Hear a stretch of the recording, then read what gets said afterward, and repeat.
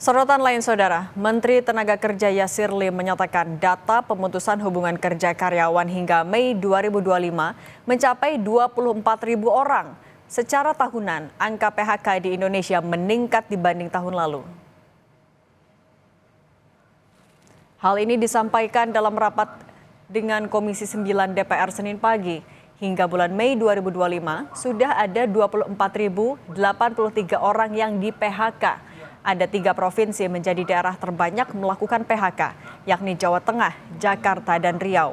Sektor terbanyak yang melakukan pemutusan hubungan kerja adalah industri pengolahan hingga perdagangan besar dan eceran, dan industri di bidang jasa lainnya.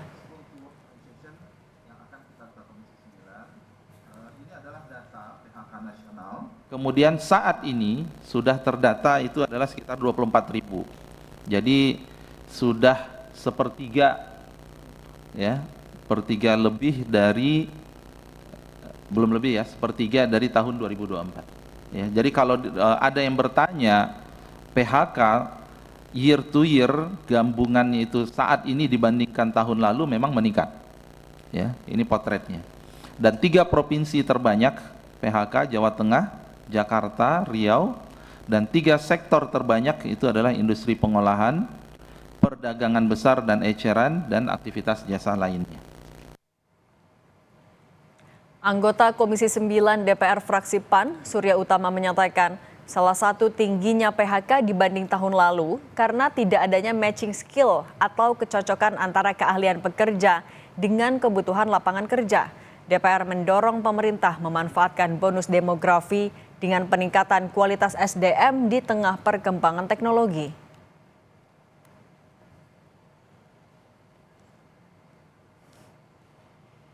Saya juga banyaknya pengangguran dan juga PHK yang terjadi di Indonesia, ini adanya mismatch atau tidak adanya matching skill antara skill dari SDM-nya dengan lapangan pekerjaannya.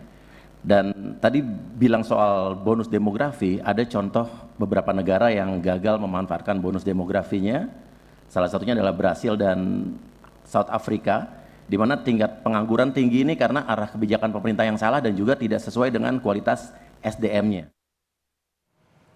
Badan Pusat Statistik atau BPS melaporkan jumlah angka pengangguran di Indonesia meningkat per Februari 2025 dengan jumlah pengangguran per Februari 2025 mencapai 7,28 juta orang. Kepala BPS Amalia Adininggar Widyasanti mengatakan jumlah angkatan kerja per Februari 2025 mencapai 153,05 juta orang atau meningkat sebanyak 3,67 juta orang bila dibandingkan dengan Februari 2024. Dari angkatan kerja tersebut tidak semua terserap di pasar kerja sehingga jumlah orang yang menganggur sebanyak 7,28 juta orang. Jumlah ini naik 83.000 orang dibandingkan tahun lalu.